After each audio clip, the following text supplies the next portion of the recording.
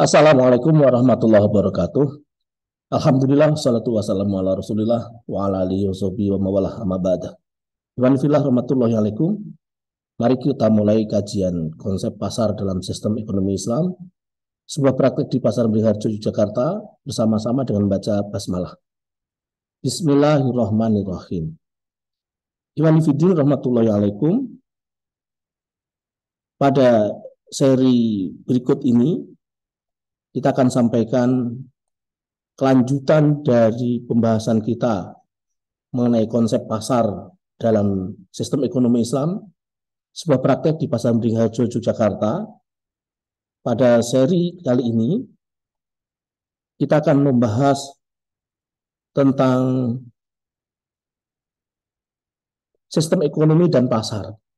Jadi kalau seri 1 kemarin kita ada di bab 1, sekarang kita masuk bab 2, sistem ekonomi dan pasar.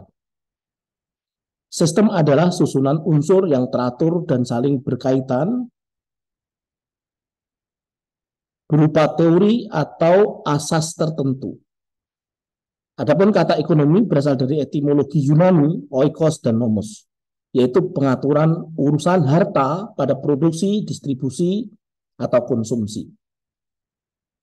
Sehingga sistem ekonomi adalah kegiatan mengatur urusan harta, baik dalam arti memperbanyak jumlahnya dengan memproduksi sebanyak-banyaknya, maupun kegiatan yang berhubungan dengan mekanisme distribusi,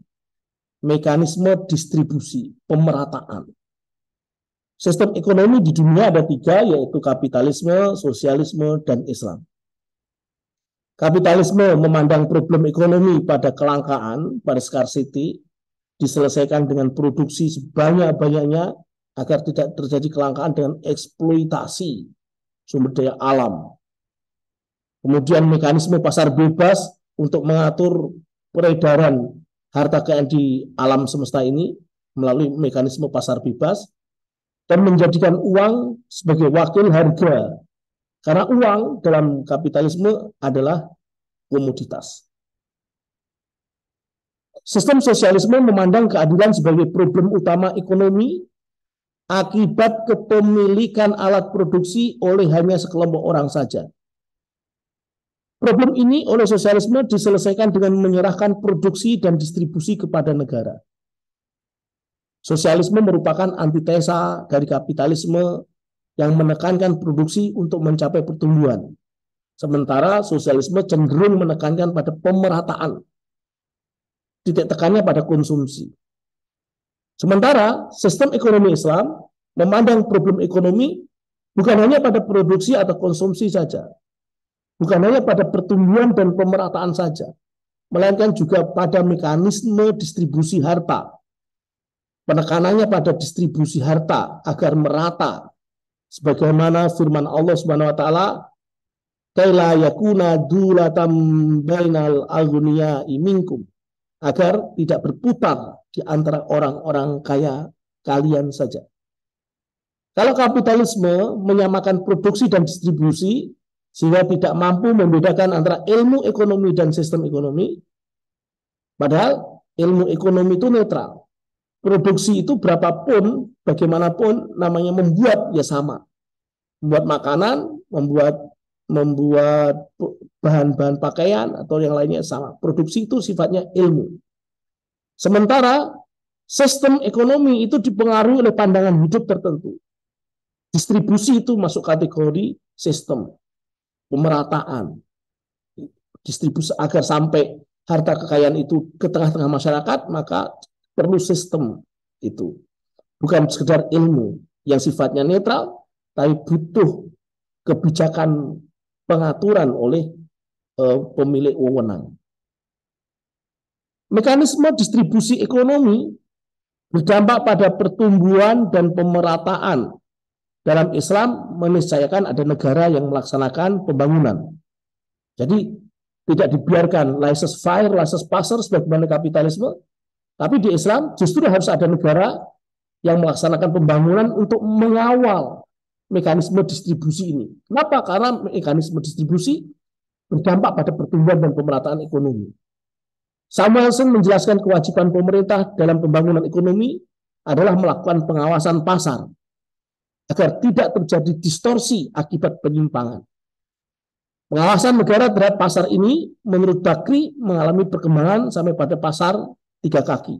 Awalnya pasar 2 kaki, pasar sederhana, ya, antara penjual dan pembeli, sederhana sekali, antara rumah tangga dengan perusahaan.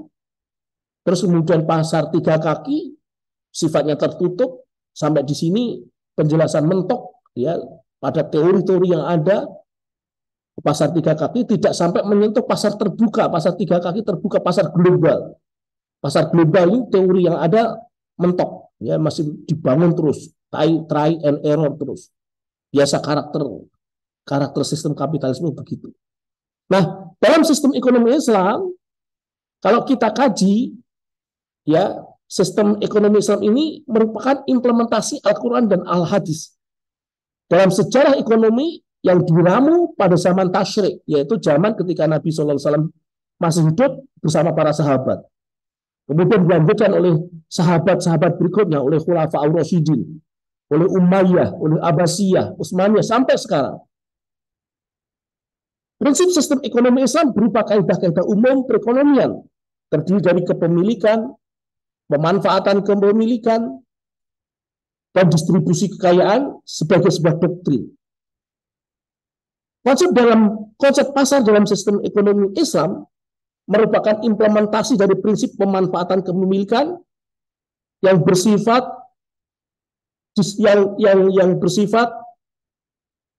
distributif, ya, pemanfaatan kepemilikan yang bermanfaat baik bersifat ekonomis maupun non ekonomis.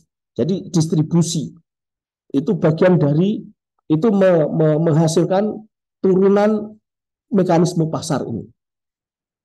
Mekanisme distribusi ekonomi berdampak pada pertumbuhan pemerataan yang dalam Islam meniscayakan adanya negara yang melaksanakan pembangunan. Nah, sistem ekonomi Islam merupakan implementasi dari Al-Quran Al-Hadis, ya, yang tadi dalam implementasinya itu diramu sejak masa Rasulullah SAW dengan para sahabat, dilanjutkan masa Umayyah, Abbasiyah, Utsmaniyah, dengan prinsip tadi merupakan kepemilikan, pemanfaatan kepemilikan dan distribusi kekayaan sebagai sebuah doktrin. Konsep pasar dalam sistem ekonomi Islam ini merupakan implementasi dari prinsip pemanfaatan kepemilikan yang bersifat produktif. Memanfaatkan kepemilikan yang bersifat produktif seperti jual beli untuk mendapatkan keuntungan, dan implementasi dari prinsip distribusi kekayaan di tengah-tengah umat yang bernilai ekonomis. Negara mendistribusikan sembako misalnya bersifat ekonomis. Wallahu a'lam bishawab. Terima kasih. Ini yang bisa saya sampaikan. Barangkali ada diskusi bisa disampaikan melalui kolom komentar. Terima kasih. Wassalamualaikum warahmatullahi wabarakatuh.